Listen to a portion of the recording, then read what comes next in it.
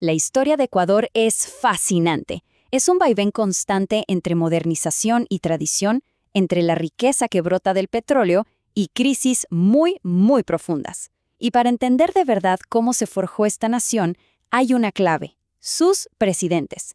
Así que vamos a hacer un recorrido por su evolución, desde los inicios hasta hoy. A ver, pensemos en esto. ¿Se cuenta por sus crisis económicas, por sus revoluciones, por su gente? Claro, todo eso es fundamental. Pero, ¿saben dónde se une todo eso?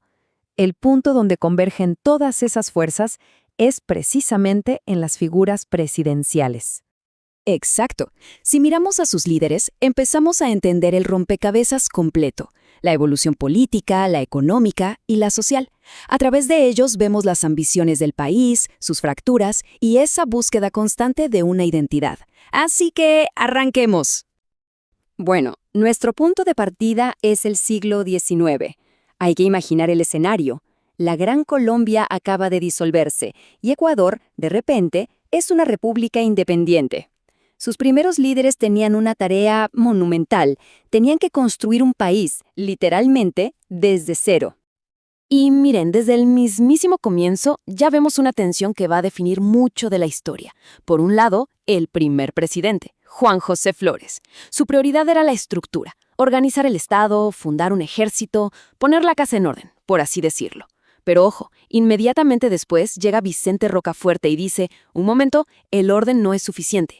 Y su enfoque fue otro, la educación pública y leyes más progresistas. Y ahí lo tienen, la fuerza militar contra las ideas. Esa dualidad marcó los primeros años de la República. Y mientras el país se iba armando, de pronto llega uno de esos momentos que lo cambian todo. Hablamos de José María Urbina.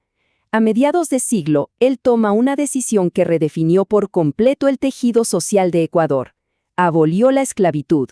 Esto no fue un paso más, fue un salto fundamental para decidir qué tipo de nación se quería ser. Aquí nos topamos con una de las figuras más complejas y polémicas del siglo, Gabriel García Moreno. Con él es como ver dos caras de la misma moneda.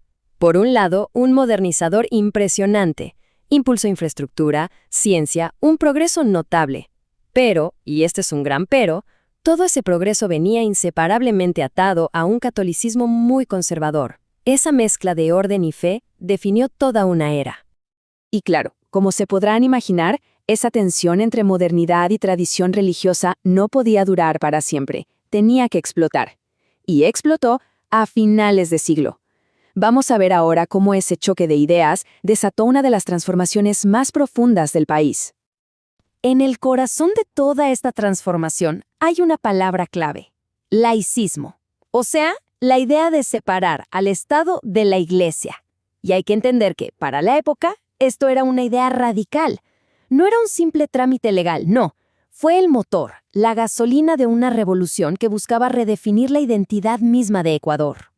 El hombre que lideró toda esta revolución fue Eloy Alfaro. Y su legado es inmenso.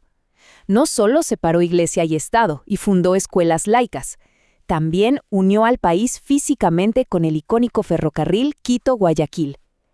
Alfaro no solo cambió las leyes, cambió el paisaje político, social y hasta geográfico de Ecuador para siempre.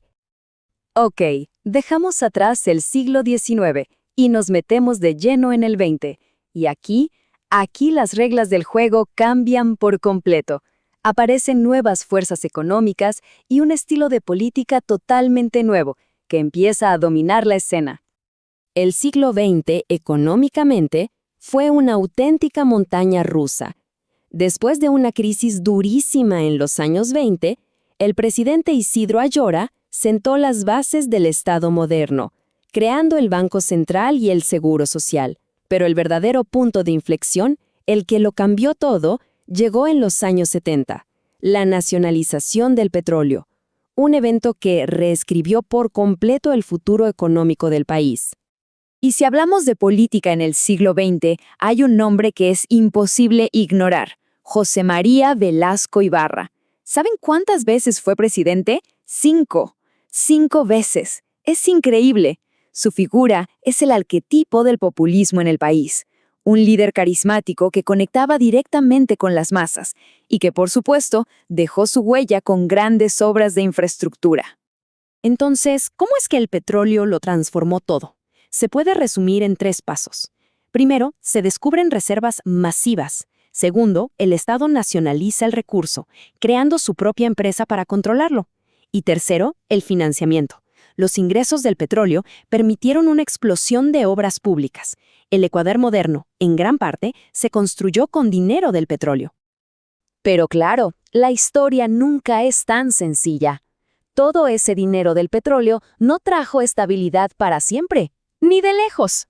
El final del siglo XX fue una época de una turbulencia política y económica extrema. Para que se hagan una idea del nivel de caos institucional, en 1997, el presidente Abdalá Bucaram fue destituido por el Congreso. ¿La razón oficial? Escuchen bien, incapacidad mental para gobernar. Sí, así como suena. Este evento, tan insólito, es quizás el mejor símbolo de la profunda crisis que sacudía al país.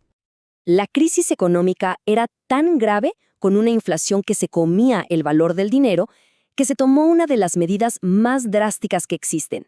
En el año 2000, el presidente Jamil Mahuad decide abandonar la moneda nacional, el sucre, y adoptar el dólar. Una decisión súper controversial, pero que en ese momento buscaba frenar la caída libre de la economía. Y así, con la economía ya dolarizada, entramos al siglo XXI, una era de cambios igual de dramáticos, con unos giros políticos muy pronunciados. La montaña rusa continuó.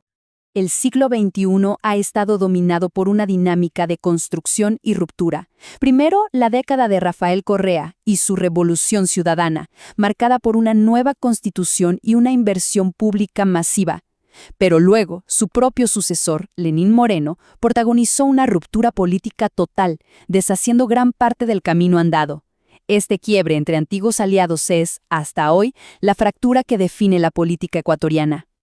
Si damos un paso atrás y vemos todo el recorrido, lo que se revela es un patrón claro. Ecuador ha transitado por fases de liderazgo muy definidas, desde el autoritarismo de los caudillos, pasando por la gran batalla ideológica del liberalismo, luego la era del populismo, hasta la lucha constante por consolidar una democracia estable. Y todo esto nos deja con una pregunta clave. Después de ver este ciclo de construcción, crisis y reinvención a través de sus presidentes, ¿qué nos dice este patrón sobre el futuro de Ecuador? Quizás, lo que la historia de sus líderes sugiere es que la única constante en el país ha sido y probablemente siempre será el cambio.